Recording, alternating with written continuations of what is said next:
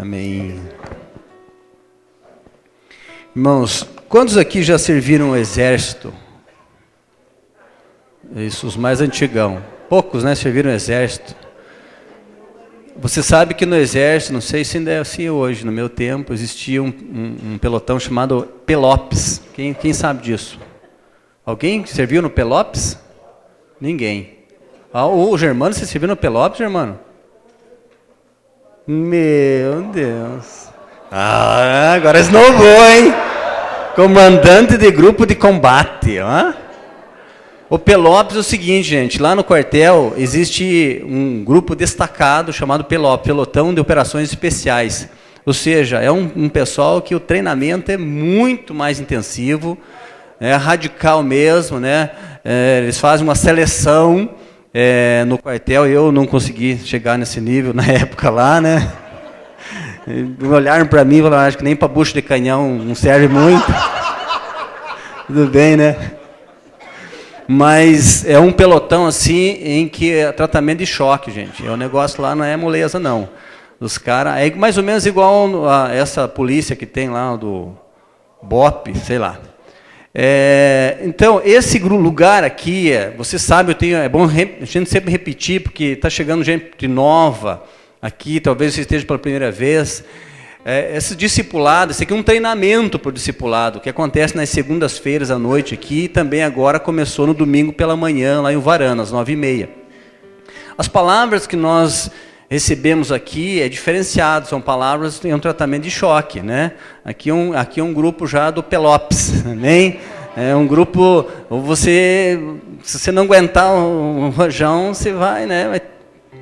Alguém vai te arrastar, né? Então, você pode observar que as palavras aqui não é, né, assim, tem que ter pé de camelo, porque você leva uma pedrada e você não pode, essa pedra não pode voltar e não pode entrar em você, ela tem que bater aqui e cair, né? Pele de camelo é assim, João Batista tinha pele de camelo, porque podia dar bordoada nele, não entrava nele, a pedra não entrava no coração dele e também não voltava, né? Ela batia e caía.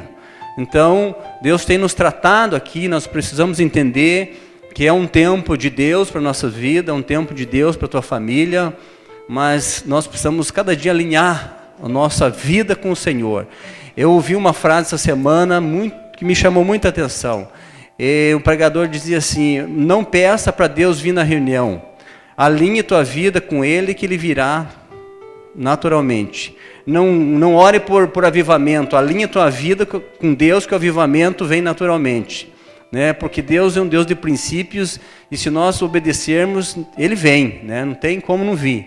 A partir do momento que nós começamos a alinhar nossa vida com Ele, Ele vem, amém?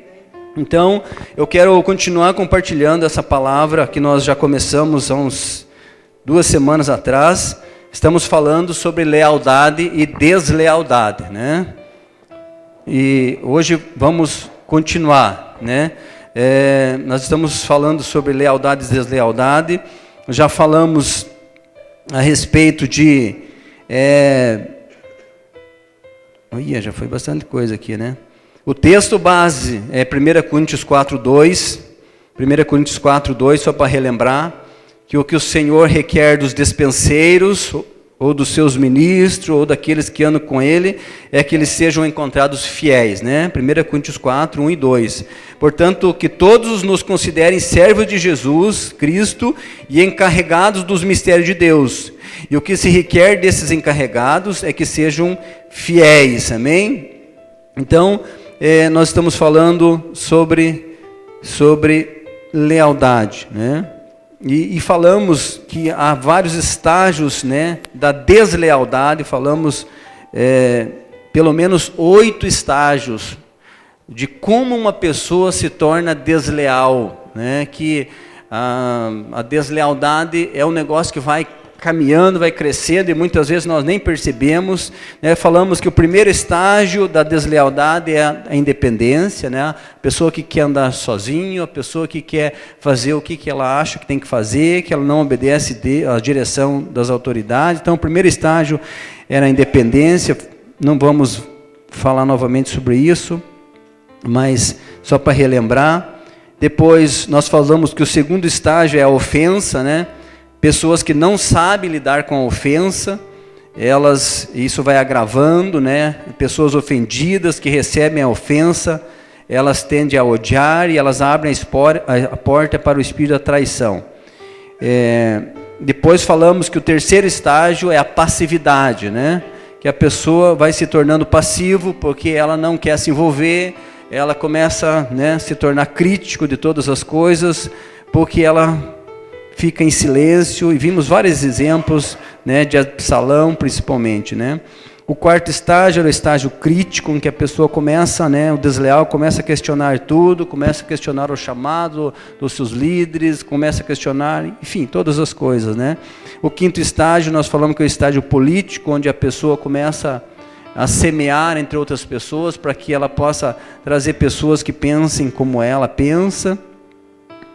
Depois nós fomos para o sexto estágio, que foi a semana passada, né, que nós falamos sobre o engano. Que pessoas que se rebelam, elas estão sobre esse espírito de engano. Muitas vezes ela nem percebe, mas elas estão enlaçadas nesse espírito de engano. Ok? E hoje, então nós vamos para o sétimo estágio. Lembra que são 8, né? Vamos para o sétimo estágio da deslealdade. É tudo um processo. Você que não pegou as lições anteriores, é muito importante. Você, depois nós passamos para Najara, você pode contactar com a secretaria da igreja, você pode receber isso, estudar isso calmamente na sua casa, observando todos os textos bíblicos, etc. Então hoje o sétimo estágio, né?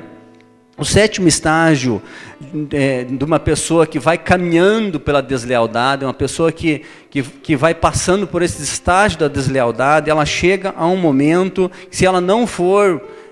se ela não perceber, se ela não se arrepender, se ela não cair em si, e então ela vai chegar nesse estágio, que é o estágio de uma rebelião declarada mesmo, ou escancarada.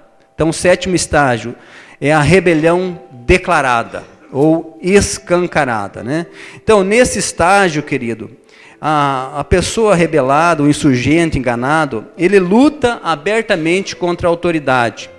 E essa luta aberta ocorre devido à confiança que ele vai gerando. Lembra daqueles estágios? Ele vai gerando uma confiança entre outras pessoas. Então ele vai arregimentando pessoas com a mesma ideia dele, com o mesmo pensamento, né? Ele vai semeando aquilo. E porque ele já arregimentou pessoas com aquela mesma ideia, com aquele mesmo pensamento de rebelião, então agora ele usa isso e usa essas pessoas para realmente declarar guerra de verdade, declarar uma rebelião mesmo, né, contra a autoridade, né?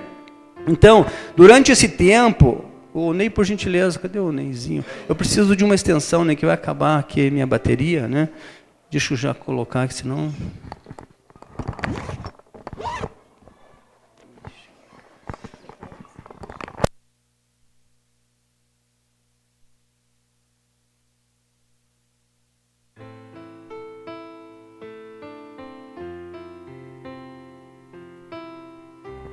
essa pessoa, ele adquire apoio psicológico, né, de pessoas que ele persuadiu, né, durante esse tempo. Por exemplo, você lembra que Lúcifer, quando ele começou a se levantar contra Deus, ele por favor, quando subiu ao coração dele, mas o que ele fez? Ele foi semeando aquilo entre os anjos, é ou não é? Ele foi persuadindo vários anjos, ele foi tramando, foi trazendo outros anjos, para que esses anjos tivessem o mesmo pensamento que ele, né? E chegou um momento em que ele conseguiu, né? A Bíblia diz que ele conseguiu quantos de anjos? Alguém lembra? 1/3 das hostes celestiais. Então, imagine, 1/3 dos anjos, ele conseguiu, né, apoio para que ele pudesse declarar aquela rebelião aberta, né? Então o que ele começa? Ele tem tempo, né? Durante essa pessoa rebelada, vai passando por esses estágios, ele tem tempo para analisar os méritos e os deméritos do líder. Então ele se reúne com a pessoa, né? Já conseguiu, já tem pessoas que têm o mesmo pensamento com ele, então ele começa a analisar, né, os méritos e os deméritos do líder, né? E com isso ele vai enaltecendo os deméritos. E obviamente ele vai conquistando apoio, né? E a hora que ele conquista um apoio maior, então realmente ele declara essa rebelião, né? E de repente ele expõe tudo que está em seu coração. Lá em Apocalipse 12, 7 mostra que então Lúcifer fez isso, né? Apocalipse 12, 7 diz: houve então uma guerra nos céus. Olha só, houve uma guerra, querido, houve um momento complicado nos céus, né? Em que alguns anjos que fiéis a Deus, eles guerrearam contra aqueles outros anjos que estavam se rebelando, né? Houve guerra nos céus, Apocalipse 12, 7. Miguel e seus anjos lutaram contra o dragão, e o dragão e os seus anjos revidaram, né? Então houve uma guerra ali, e por quê? Porque começou essa rebelião. Então Lúcifer fez isso, Absalão, né, que foi um exemplo assim de rebelião, passou por todos esses estágios, né? Todos os estágios que nós analisamos aqui de uma deslealdade, nós vimos na vida de Absalão. E Absalão, por último, né, ele chegou nesse estágio porque ele lutou contra o seu próprio pai, né? 2 Samuel 16, 11. 2 Samuel 16, 11 diz assim: disse então Davi a Abissai e a todos os seus conselheiros: até meu filho, sangue do meu sangue, procura me matar, né? Então chegou um momento em que o próprio filho, né, de Davi passou por todo esse estágio da rebelião. Nós fomos vendo um por um, né, que ele não foi tratando com aquilo, com a ofensa, e etc, etc, até que chegou o momento agora que ele declara guerra mesmo, e o próprio Davi diz: até meu filho, sangue do meu sangue, ele procura me matar. Absalão, querido, ele tentou tornar-se a pessoa do seu pai em todos os aspectos. Ele queria de todas as formas, né, derrubar o seu pai, até ele foi, né, você sabe, lá em 2 Samuel 16, 22, que ele teve até relações sexuais com as concubinas do seu pai, né? Lá em 2 Samuel 16, 22 diz assim: e assim armaram uma tenda no terraço do palácio para Absalão. E ele teve relações com as concubinas do seu pai à vista de todo Israel, né? O ponto que chegou a vida desse filho, né, que se rebelou contra a autoridade.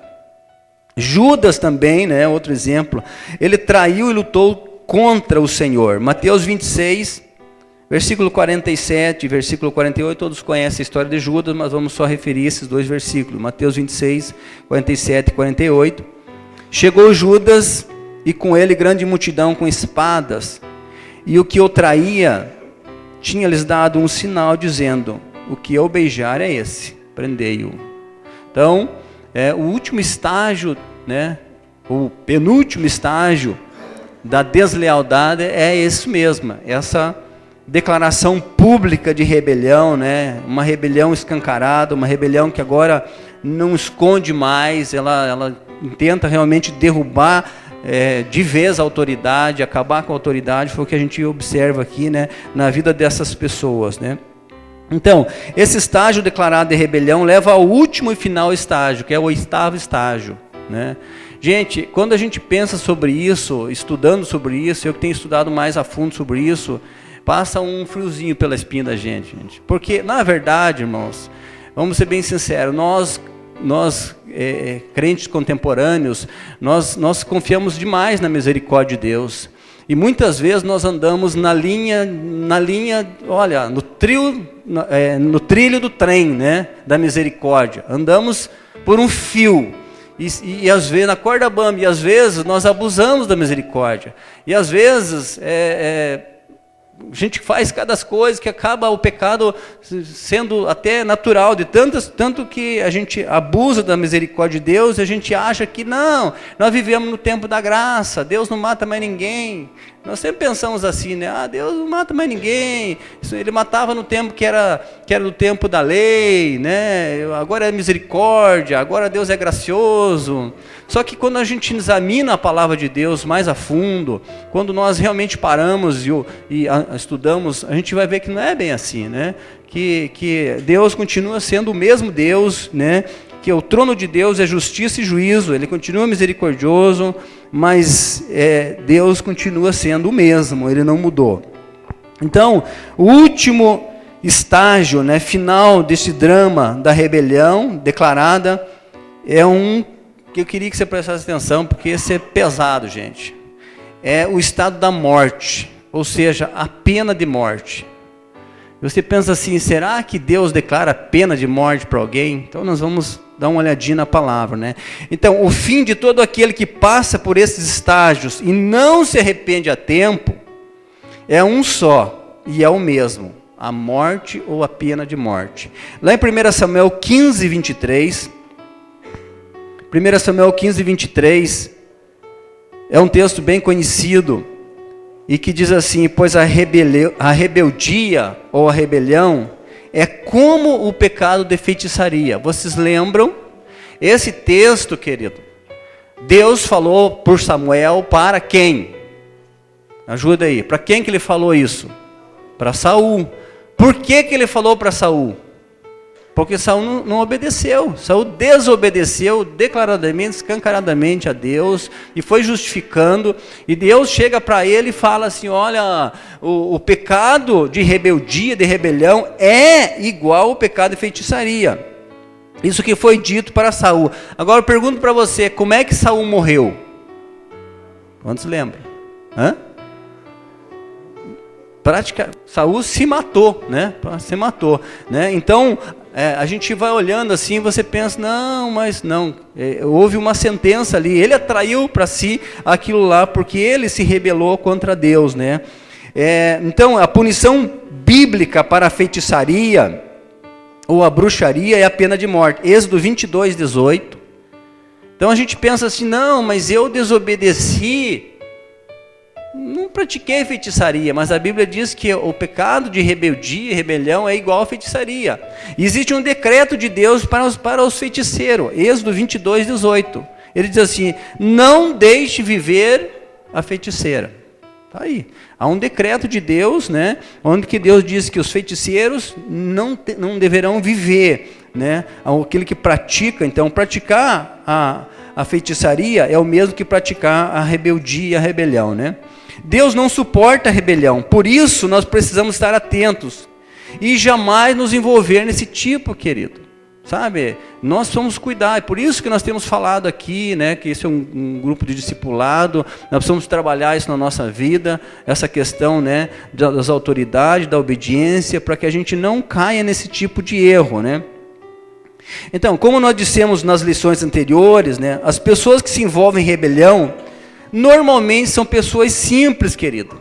Né? Lembra, nós falamos lá atrás, normalmente, pessoa que se envolve em rebelião, não é uma pessoa que tem um conhecimento profundo da palavra. Porque se ela tivesse o conhecimento profundo da palavra, um temor de Deus verdadeiro, ela não ia se envolver com isso. Normalmente são pessoas ou novas na fé, ou pessoas, talvez até crente velho, mas que não tem profundidade na palavra. São pessoas simples, são pessoas que são envolvidas facilmente, porque ela não tem um conhecimento profundo, ela não sabe, ela não tem um conhecimento profundo sobre o que é autoridade. Então, ela se envolve com facilidade nessas coisas, né?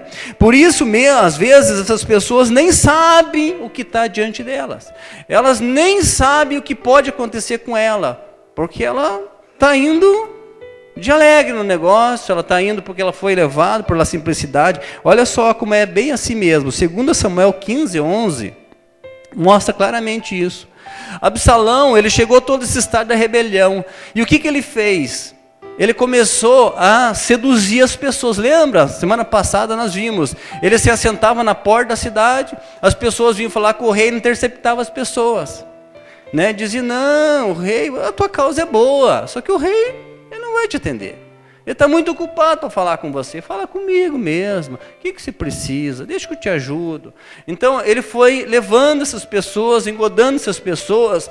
E aqui, ó, 2 Samuel 15, 11 diz, Absalão levou 200 homens de Jerusalém.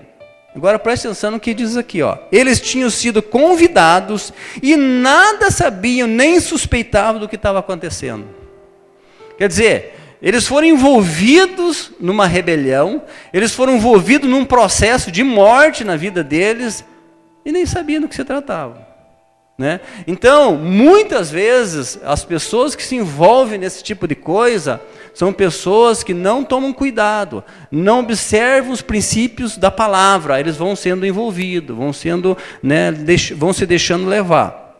Então, muitas pessoas correm para a rebelião devido à sua inocência ou ignorância da palavra. Ele ignora os princípios de Deus, ignora a palavra de Deus, e ele acaba, né, correndo junto para esse tipo de coisa, né? O fruto da rebelião que chega ao último estágio, por toda a Bíblia é muito claro, é a pena de morte. Deus irá remover aquela pessoa, querido. Vou dizer isso para você, é pesado isso, gente, mas é a pura realidade.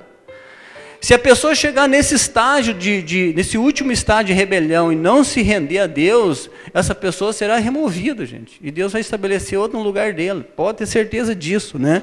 Ele vai ser substituído. Essa pessoa normalmente vai para esquecimento, né? Por quê? E isso atrai ainda uma maldição para a vida dele, para a família dele, para gerações. Eu não tenho tempo de estudar isso a fundo, mas quem sabe numa outra oportunidade. Vamos ver alguns exemplos, né? Alguns exemplos bíblicos de várias pessoas que passaram por isso e que colheram esse tipo de maldição, que colheram essa sentença de morte, né? Primeiro que nós já vimos foi Lúcifer, né? Apocalipse 12:9. Diz: o grande dragão foi lançado fora.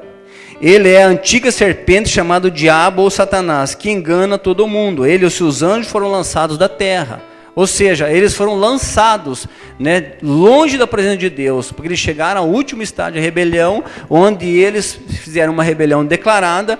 Deus precipitou eles, expulsou eles do lado do céu, e eles foram, né, e foram lançados para a terra.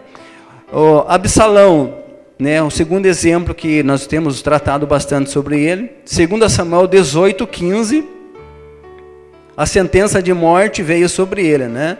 2 Samuel 18:15 diz: e 10 dos escudeiros de Joabe cercaram Absalão e acabaram de matá-lo. Então, todo esse estágio na vida de Absalão levou ele aonde?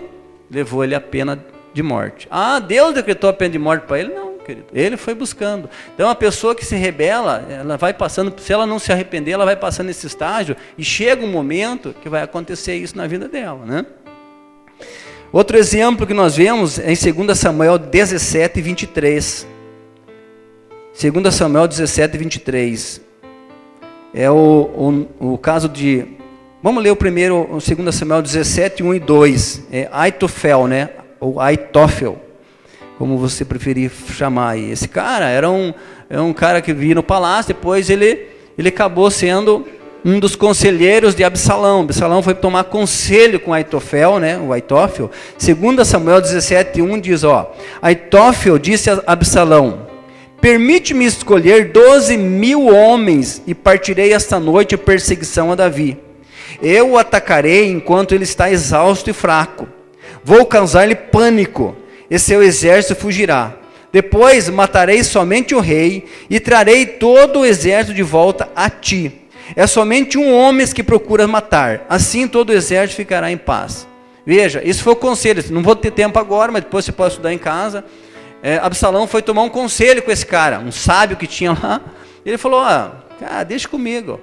Eu vou lá, vou convocar todo esse exército, nós vamos lá, vamos matar Davi. É o único cara, nós matando Davi, nós temos todo o resto. E esse conselho, ele deu esse conselho para Absalão, só que Absalão foi buscar outro conselho de uma outra pessoa. Mas olha o que aconteceu com esse Aitófel aqui no final da história. 2 Samuel 17:23. Aitófel foi, se enforcou e morreu. Ele mesmo se matou. Nessa caminhada aí, nesse processo de rebelião declarada na vida dele, ele atraiu para ele a própria sentença de morte, né? Não temos tempo aqui, mas depois você pode ler em casa com mais cuidado, você vai ver, né, que trouxe para ele, porque ele chegou nesse último estágio da rebelião, que é uma rebelião declarada, e ele acabou se matando. Outro cara, 2 Samuel 20, versículo 1, Sebá. Não é aquele jogador que era do coisa, né? Sebá. O Seba, sei lá como é que é o nome desse cara aqui. Mas 2 Samuel 21, vamos ler 2 Samuel capítulo 20, versículo 1. Olha só. Também estava lá um desordeiro chamado Seba, filho de Bicri, de Benjamim. Veja de onde que o cara era. Ele não era, ele era tranqueira, mas ele tinha vindo das tribos, né?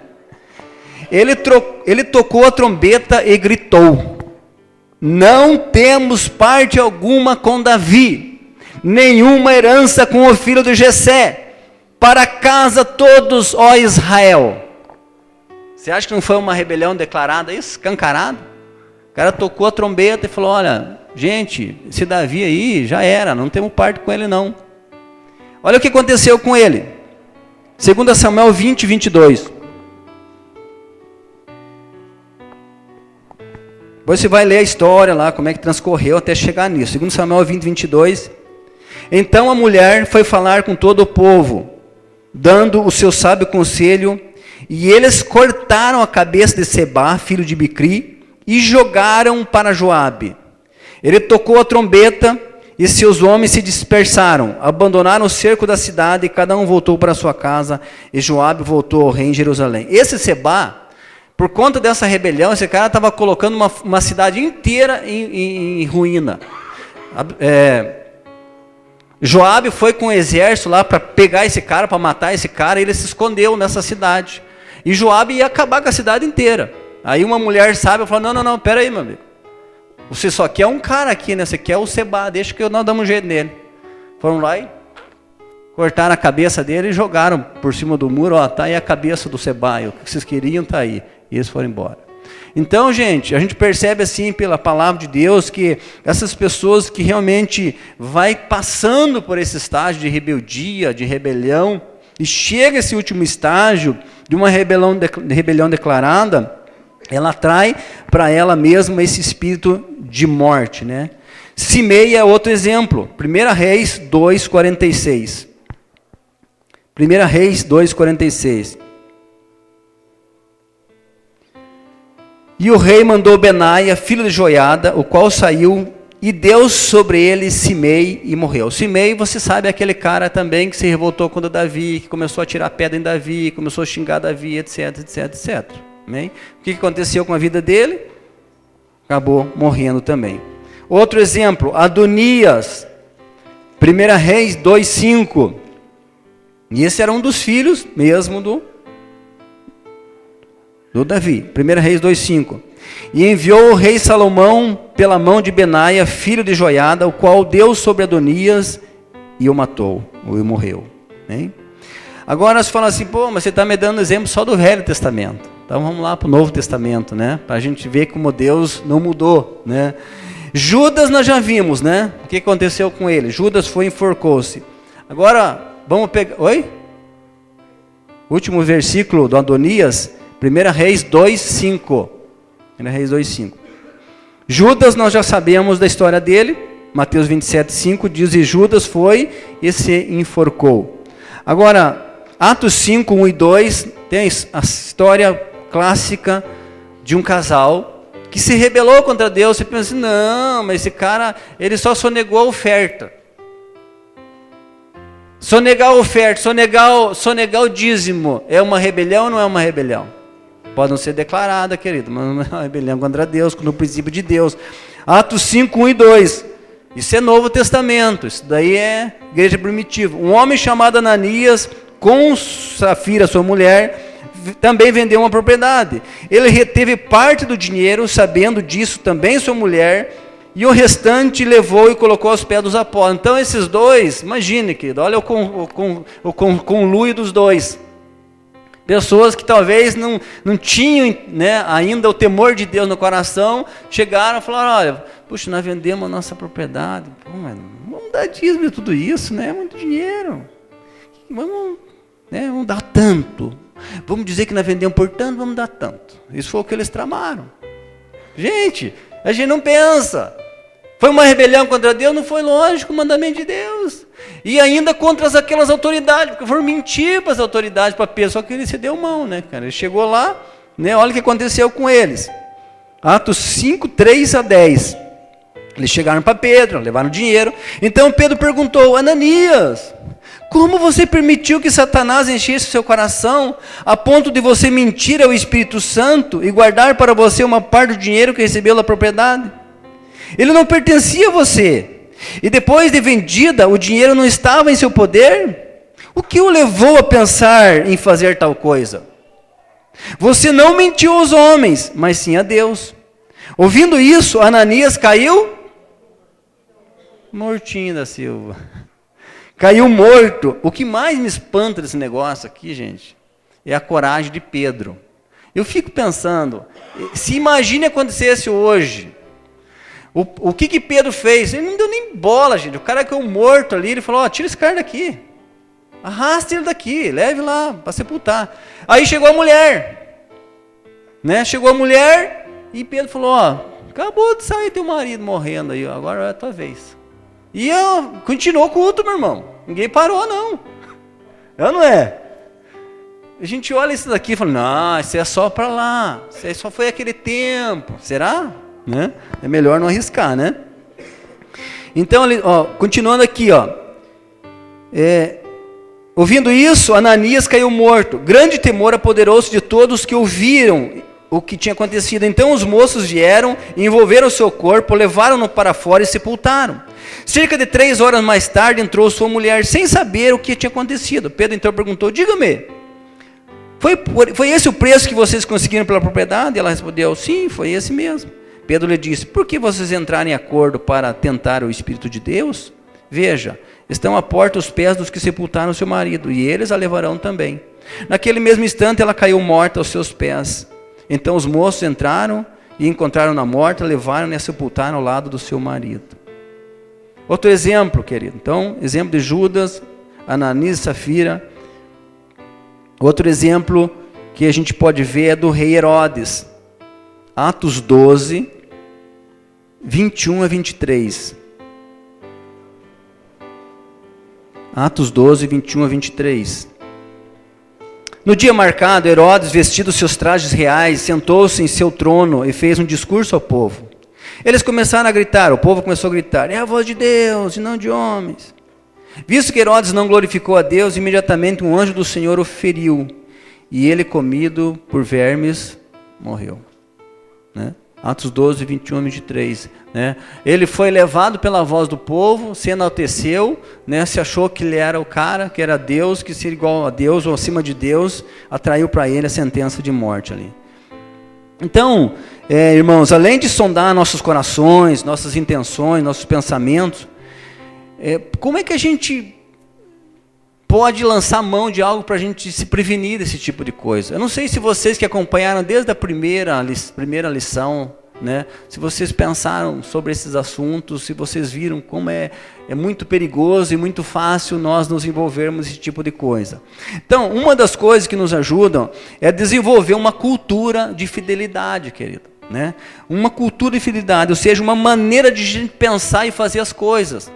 Você sabe que uma cultura é um negócio muito poderoso. Cultura é o que gera um pensamento, né? Mais ou menos como as pessoas pensam. E a cultura, ela tem um poder de se manter. Amém? Você pode ver, por exemplo, no Rio Grande do Sul eles têm aquela cultura deles lá, se mantém aquelas tradições. Então, se a gente se você desenvolver uma cultura dentro de você, buscar cada dia de Deus e desenvolver essa cultura de lealdade, de fidelidade, dentro primeiro da sua casa, e aí você vai estendendo isso, você determinar, então é uma maneira muito forte de a gente proteger, né, a nossa vida. Então uma cultura de lealdade, ela protege um grupo, um segmento, uma igreja, né? Então nós precisamos estar trabalhando sobre isso. O que isso inclui, querido? Como é que eu desenvolvo uma cultura de lealdade? Preste atenção nisso, querido. É você não fazer comentários sarcásticos sobre o teu líder. Isso começa por aí, gente. Você está entendendo o que eu estou falando? Você, né, por exemplo, eu estou aqui, nós aqui somos da célula do William. E eu estou na célula do William, o William é meu líder de célula. Ele está lá. Daí, de repente, eu estou conversando com o Paulinho, que é o líder da outra célula. Daí o Paulinho fala alguma coisa, como é que foi a célula essa semana? Daí eu falo assim, poxa, Paulinho. Eu falo assim pro Paulinho, pois é, Paulinho, veja bem, cara. Você sabe, né? Eu sou da célula do William, homem de Deus. Só que ele não pensa como você. Se ele pensasse como você, as coisas seriam melhores. Vamos orar por ele, para ver se muda o coração dele. Vamos orar por ele, ver se ele, sabe, se ele se torna um cara mais maleável. Sabe o que é isso, gente? Quando nós fazemos esses comentários, gente, isso começa no nosso coração brotar uma deslealdade. Então, como é que eu me protejo? Eu não faço comentários dessa natureza. A gente tem vontade de fazer? Tem. Mas como é que nós vamos desenvolver? Porque se você pensa, gente, pensa aí. A Bíblia diz tudo que nós semeamos, nós colhemos. Se eu tenho uma atitude desse com o meu líder, como é que eu vou esperar que os meus liderados tenham outra atitude? Eles vão fatalmente ter a mesma atitude. Você gostaria? Não. Então, nós precisamos começar a desenvolver, principalmente agora. Gente, nós estamos falando que nós queremos um discipulado, nós queremos crescer, Deus tem nos abençoado, mas nós queremos crescer com essa maturidade, gente. Nós precisamos, a igreja brasileira, ela não é possível, ela tem que alcançar a maturidade. Nós precisamos crescer, precisamos alcançar a maturidade. Então, nós precisamos desenvolver, começa você a desenvolver, gente. Não faça comentários sarcásticos do teu pastor, do teu líder, especialmente na frente dos teus filhos, gente. Quando eu estou falando filhos espirituais e naturais, imagine na tua casa, você tem teus pequenininhos, você sai do culto, começa a fazer o relatório do culto, e você começa a achar os defeitos, você começa a fazer aqueles comentários sarcásticos do seu líder, do teu pastor, teus filhinhos escutando. O que você acha que vai desenvolver no coração deles? Rebeldia e rebelião, querido, entende? Então nós precisamos entender esse tipo, nós precisamos trabalhar esse tipo de coisa, né? Então a cultura de uma igreja é uma força muito poderosa. E às vezes você nem percebe essa cultura, mas ela é real, querido. Você pode ir, a gente vai, olha, a gente que conhece muitas igrejas, querido, que já andou por muitas igrejas, cada igreja tem uma cultura, gente. É impressionante. Você percebe assim claramente, você começa a conversar com as pessoas daquela igreja, você já saca mais ou menos como é que é a política naquela igreja, como é que é a cultura daquela igreja. Pensa que são tudo igual, são tudo crente. Você entende? Então a gente precisa desenvolver isso, essa cultura, né, de lealdade, né? Precisamos desenvolver uma boa cultura de confiança, lealdade e fidelidade. Agora, rapidamente, algumas chaves para a cultura da lealdade. 5 chaves para a cultura da lealdade. A primeira chave, que eu achei interessante isso aqui, é a chave que eles chamam do vento norte. Provérbios 25, 23. Você vai encontrar 2 traduções dessa mesma palavra, mas eu vou pegar essa tradução aqui, né, que diz assim: o vento norte afugenta a chuva, e a face irada a língua fingida. O vento norte, Provérbios 25, 23. O vento norte afugenta a chuva, e a face irada a língua fingida. Isso parece simples, mas funciona. A face irada, o que significa isso? O William vem, vou pegar exemplos aqui. O William vem fazer um comentário sarcástico, um pouco leal, contra um líder meu. Eu não preciso responder nada para ele, mas a maneira que eu olho para ele diz tudo. É ou não é? Se ele começa a falar e eu faço uma cara feia para ele, ele já entendeu. Agora se você está entendendo? Gente, a nossa expressão facial, às vezes ela fala muito mais do que palavras. Concorda comigo? Então, gente, sabe aquele negócio que alguém, é mais ou menos como alguém vem contar uma piada para você suja. A tua expressão facial diz tudo. Se você realmente recebeu aquilo ou não. Se você não precisa nem falar nada. Concorda comigo? Mas se você fechou a cara, as pessoas vão entender que você não gostou daquilo, que você não compactua com aquilo. Agora, se você demonstra com uma expressão facial, ai, que legal, ou fala, então, é o que ele está falando aqui, né? Que essa expressão facial, ela afugenta, né? Essa língua fingida, enganadora, né? E esse vento, né? Ele afasta essa tempestade, né? Essa tempestade que pode estar vindo, né? Então, da mesma forma, o poder das línguas maledicentes pode ser neutralizado por algumas expressões da nossa própria face, da nossa maneira de se postar, querido, né? Então, a sua face é o vento norte, a face irada afasta a língua fingida. Segunda chave, a chave da poda constante. 1 Coríntios 5:6. Diz lá, Paulo fala que um pouco de fermento leveda toda a massa. Então, para cultivar uma cultura de lealdade, nós precisamos estar dispostos a podar a deslealdade que busca entrar no nosso meio. Gente, isso aqui é difícil, mas nós temos que ter coragem. Como é que eu podo uma deslealdade, gente? Você percebe, e essas características nós estamos falando, estudando aqui, você vê como a pessoa que sem querer, às vezes, ela está sendo desleal. E você tem que ter coragem de podar, meu irmão. Você está num grupo da tua célula, você percebe que alguém ali está começando a andar por esse caminho da deslealdade. Se você não podar, o que vai acontecer? A Bíblia diz ali que essa vai levedar toda a massa, gente. Vai chegar um momento, e assim é. Então, nós precisamos estar atento conosco mesmo e com as pessoas, né? Então, quando uma pessoa começa a ser desleal com um grupo, manifestando as características que a gente falou lá anteriormente, se ela não tratada a tempo, querido, é só uma questão de tempo. Gente, deixa eu te dizer, meu irmão. Olha, eu vou dizer isso aqui com toda clareza para vocês. O dia que uma pessoa chegar para você ou para nós e falar assim, eu estou pensando em sair da igreja. Gente, eu vou te dizer uma coisa. 99% ela já saiu. Se ela ficar, é um milagre de Deus. Houve uma mudança radical, Deus veio, ela transformou. Por quê? E quando você manifesta isso, o teu coração já está lá fora. Isso entrou primeiro aqui dentro. Isso serve para qualquer um de nós, gente. Qualquer um de nós. Isso é o que mais a gente vê, isso acontece, né? Se você que sonde isso. Então, por isso que a gente tem que estar atento, querido. Por quê? Porque o inimigo, o que ele quer? Ele quer causar desestabilidade. Ele quer causar confusão. Então, se a gente não está atento, cuidar, podar, querido, é bem difícil dizer isso. E às vezes mesmo admitir.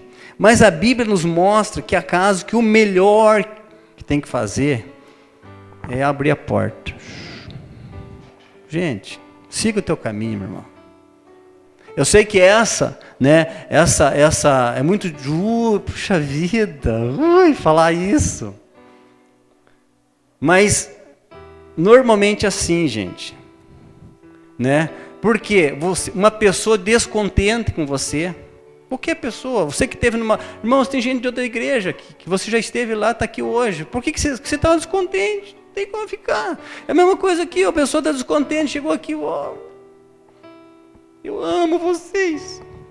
Mas não dá para caminhar esse negócio. Agora você está com esse troço de discipulado. Não bate comigo. Você pode até tentar, gente. Pode ser que no meio do caminho consiga, mas é difícil. Geralmente não vai dar certo. Geralmente você vai ter que abrir a porta e dizer, meu irmão, Deus te abençoe, seja feliz aonde você quiser e tal, né? É duro falar isso, mas é isso que a gente percebe aqui na palavra que Pedro... Então, às vezes é melhor desligar do que permanecer aquela pessoa ali. Imagine, você tem um funcionário ou alguém descontente, querido, alguém triste, alguém que não é feliz naquele lugar. Imagine você numa igreja que não é feliz. Pior coisa que tem no mundo, concorda comigo? Eu acho que você está num lugar que você vai para adorar Deus, buscar Deus, crescer e não é feliz naquele lugar, não te serve, né? Então, é preferível buscar outro lugar, né? Lá em João 13, 27, Jesus falou isso. Ele falou para Judas, o que você tem que fazer, faze logo, né? Então, é uma poda que às vezes tem que acontecer. Terceira chave. Chave para criar fogo. Ó, tô falando, gente, prepare teu coração, o negócio aqui é chumbo grosso, hein? Às vezes é necessário criar condições para expor pessoas desleais dentro da equipe. Uxa, manaia. Como é que eu crio condições, querido? Eu chego para a Najara, que tem uma voz maravilhosa, canta bem, todo domingo está cantando, e falo, minha querida, você pode ficar uns 3 meses no banco sem cantar? E daí? Ou você está num departamento, meu Deus, o negócio está bombando no teu departamento. Eu chego para você, Paulinho, maravilha o trabalho que você está fazendo no departamento, mas gostaria que você fosse para aquele departamento agora. Você está jóia aqui, mas eu queria que você fosse lá cuidar do estacionamento. Uns 3 meses.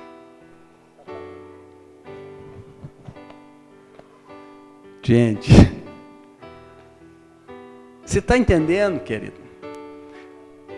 Então, essa chave, né, do fogo, ela revela muito o nosso coração. Tem um interesse interessante que ele fala aqui. Lembra quando Paulo, ele atracou lá naquela ilha de Malta, e o povo preparou uma fogueira lá para ele, lembra? Né, no naufrágio e tal, preparou uma fogueira, e eles pegaram galhos ali, para jogar na fogueira, e Paulo pegou uns galhos. Quando ele foi jogar na fogueira, o que aconteceu? Uma serpente, uma víbora, pegou ali na mão de Paulo. Atos 28, 3 fala isso. Paulo juntou um monte de gravetos. Quando os colocaram no fogo, uma víbora, fugindo do calor, prendeu-se em sua mão. Paulo pensou que aquele galho pensou que aquela cobra era um galho, querido. Ele não percebeu que era um. Mas aonde que ela foi provada? No fogo. Ai, vou falar isso, gente. Eu estou no meio. O fogo vai provar se nós somos galho ou somos cobra. O fogo vai provar.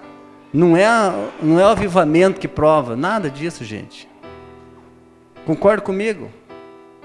O fogo são as circunstâncias difíceis, as circunstâncias bem complicadas vão provar se o teu coração é leal ou não. Porque ser leal no momento do avivamento, se qualquer um meu irmão, não precisa ser leal para estar no avivamento. A lealdade não é aprovada numa estrada bem pavimentada, gente. A lealdade é aprovada numa estrada cheia de buracos. Quantos estão entendendo, gente? Então, é isso que a gente tem que sondar o nosso coração. E a gente tem que sondar o coração das pessoas também.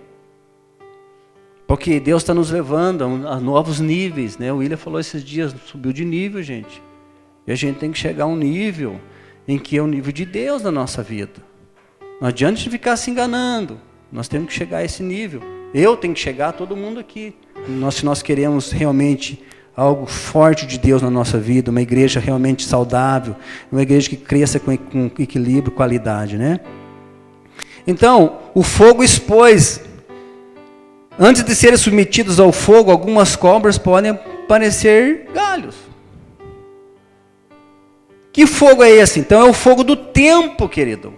É o fogo das circunstâncias difíceis que vão expor a natureza das pessoas, querido, nesse lugar que vai expor a minha natureza e a tua natureza. Eu me lembro, teve uma época, eu e a Luciana, nós brigávamos por aquele curso Casados para Sempre. Nós tivemos na comunidade, chegou um tempo, o pastor Márcio falou, não é para fazer mais curso aqui agora, por um tempo. Gente, meu coração falou, mas como assim? Sabe o que é isso? Esse é o teste, querido. É o teste. Vamos estar entendendo? Ou você obedece à autoridade, ou não obedece, querido. largue a mão. Nós temos falado aqui, a gente tem visto isso. Se a autoridade estiver errado, problema dele com Deus, querido. Quem vai resolver, daqui para cima, quem resolve não sou eu. Daqui para baixo eu resolvo. Como você está entendendo? Daqui para cima não sou eu que resolvo.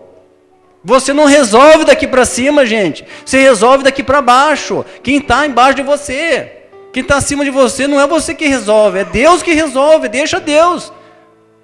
Ele sabe resolver. Davi deixou Deus resolver com Saul. Mas nós é difícil esse negócio, gente. Concorda comigo?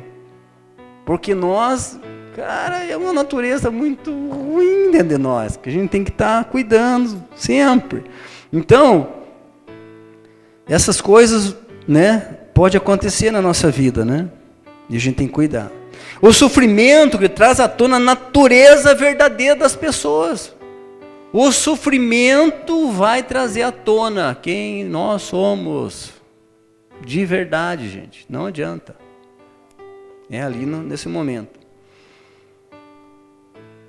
Preste atenção nisso. Você que é líder, está liderando, vai liderar. Não fique sob pressão para promover pessoas.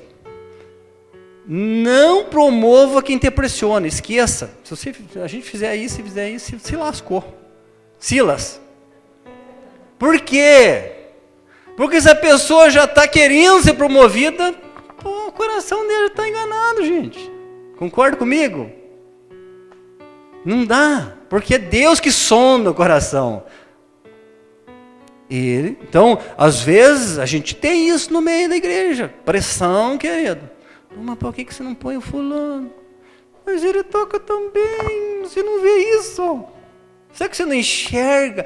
Ninguém me enxerga na igreja, o pastor não vê eu. Não é possível. Eu canto tão bem, ele põe lá não sei quem, a pessoa que não sabe nem cantar. Nunca ninguém pensou isso, né? Entende, gente? Então, um dos fogos que revelam cobras dentro da igreja é o fogo da transferência, o fogo do discipulador para outro. Agora, querido, que bom que você estava sendo discipulado pelo William, Fabiano. Mas, querido, agora eu queria que você agora fosse lá com o Paulinho para te discipular. Que bom, pastor. Maravilha. Essa tua cela tão benção. Mas eu queria que você... Olha, vai ser melhor naquela cela. O que você acha?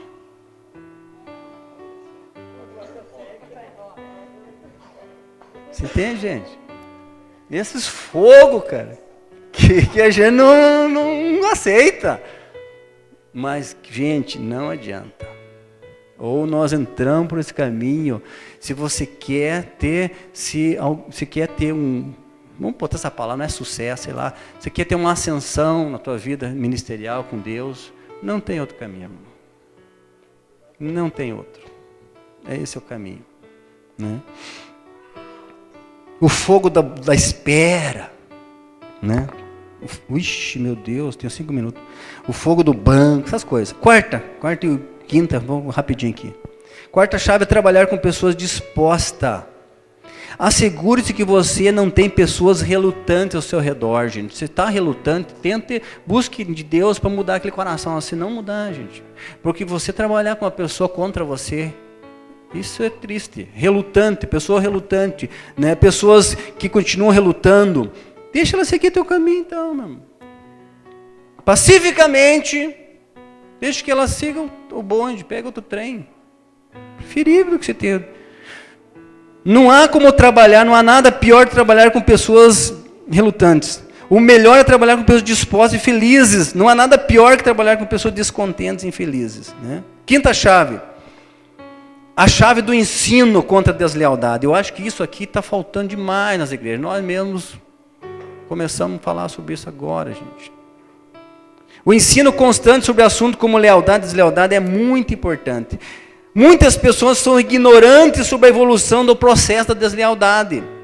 Ou seja, muitas nem percebem que estão sendo desleais. Porque falta conhecimento, falta ensino, etc. Então, por isso é importante lá, último texto, Jeremias 23, 29. o Senhor diz assim: não é a minha palavra como fogo? Pergunta o Senhor. E como um martelo que despedaça a rocha? Então o ensino da palavra, ele vai podando essas coisas, vai desestruturando essas coisas. Então, queridos, para encerrar, nós vamos continuar semana que vem falando sobre isso, mas eu peço que você, em nome de Jesus, assim como eu, que nesses dias você ore a Deus assim, a hora que você for para o teu quarto: Senhor, Tu que sondas o meu coração, o Senhor sabe lá dentro, né, que tá os negócios, as cobras. Por favor, Senhor, arranca esses negócios aí. Não quero, eu não quero caminhar por isso, Senhor. Me ajuda, né? E o Espírito Santo vai te falando. Procure estudar esses textos aí, né? Pegue lá, vai estudando mais a fundo a vida de Davi, de Absalão, de Simei, de todos esses caras. Você vai perceber claramente que não foi da noite para o dia. Olha, passaram anos que aquilo foi fomentando na vida deles. Amém, querido? Então, que o Senhor nos guarde de nós sermos desleais, amém? Creio que Deus está derramando uma unção sobre a nossa vida, sobre essa igreja, só que, gente, nós temos que cuidar, porque senão, né, para não vazar, amém? Vamos ficar em pé, vamos orar, e depois a gente já vai, quero passar aqui para o pastor Marcelo, que ele vai dar as instruções sobre o EDD, que vai acontecer nesse final de semana, né? Amém? Feche seus olhos. Pai, muito obrigado, Senhor, por esta noite, Senhor, por esse tempo aqui. Eu te louvo por esses irmãos, Pai, por esses homens e essas mulheres que o Senhor tem levantado nesses dias, Senhor, tem colocado no coração deles a disposição de ouvir, de aprender, de servir ao Senhor. Pai, eu quero profetizar em nome de Jesus, Pai, que o Senhor está nos levantando e levantará cada dia uma igreja sarada, curada, sadia, um povo, Senhor, fiel ao Senhor, um povo que conhece a tua palavra, que não anda no conselho dos ímpios, nem se detém no caminho dos escarnecedores, não se assenta à roda dos escarnecedores, Senhor, mas um povo, Senhor, que saiba onde quer chegar no Senhor. Pai, eu abençoo cada vida aqui, Senhor, e profetizo graça e favor do Senhor. Profetizo, Pai, que todos nós aqui, em nome de Jesus, somos e seremos a cada dia leais ao Senhor, leais às nossas autoridades, para a glória do Senhor, Pai, em nome de Jesus. Amém e amém, querido. Pode ser.